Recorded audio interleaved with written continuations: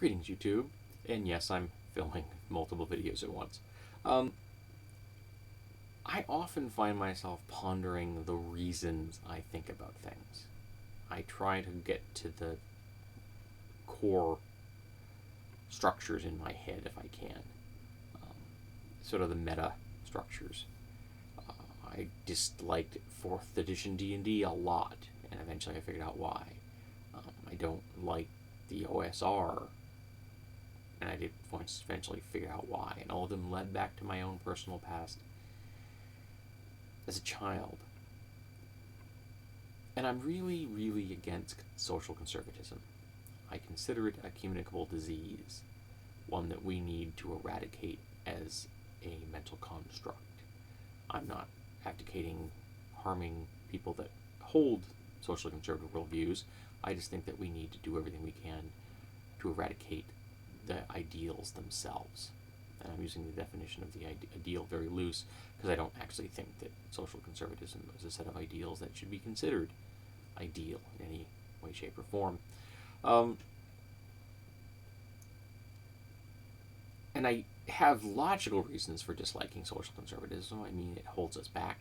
The best that social conservatism can be said to do is stand still. And a lot of the time, social conservatives would like us to move back. It seems to be about preventing the spread of civil liberties and human rights.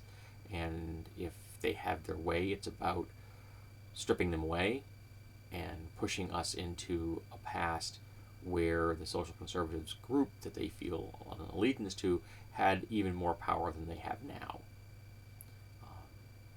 It's about endorsing the patriarchy and the toxicity that exists within it. So there's a very logical reasons to oppose homophobia, transphobia, racism, bigotry, theistic bigotry, whatever. So those are very solid reasons to oppose them, and to see the liberal progressive ideals as moving us forward as opposed to staying still or moving us back. But I begin to realize that I perceive social conservatism as a form of abuse linked to my own childhood abuse, both of the domestic variety and sexual abuse. And that's the link that, for me, works on the emotional level. That when social conservatives are telling me that we shouldn't have marital equality, or women shouldn't be treated fairly in the workplace, or that trans people shouldn't be allowed to use public restrooms, I'm seeing their actions as abuse.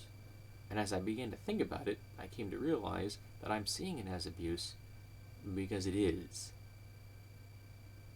They are attempting to abuse the liberties and rights of others, curtailing them, stripping them away, preventing them from expanding. There is no way you can see that as a positive. Now, I have had social conservatives tell me that social conservatism does positive things, and the examples they've given me for example, preventing marital equality or preventing trans people from being able to use public restrooms. So they perceived those as positives when in actuality they aren't. And I have never been shown that social conservatism has done anything constructive, anything to further us as a people or a society. So I can't understand why anyone adheres to socially conservative worldviews, because they're not healthy. They're abusive to the holder, and they're abusive to the world around them. And that's why I say we need to eradicate them. Now, I have compassion for anyone that holds that kind of a toxic thought in their head. I know I've held enough toxic thoughts in my head, and I still have more to get rid of. But I'm not trying to spread them. And that's the social conservative tactic. Not just to hold a toxic ideal, which would be bad enough, but to communicate them, to spread them, to plant them in the minds of others so that they will go out and act in a socially conservative manner. And that's what's so ugly. It isn't just abusing a person, it's abusing an entire class, and it's convincing others that abuse is justified, and and should be spread. That's sick. That's twisted. That's toxic.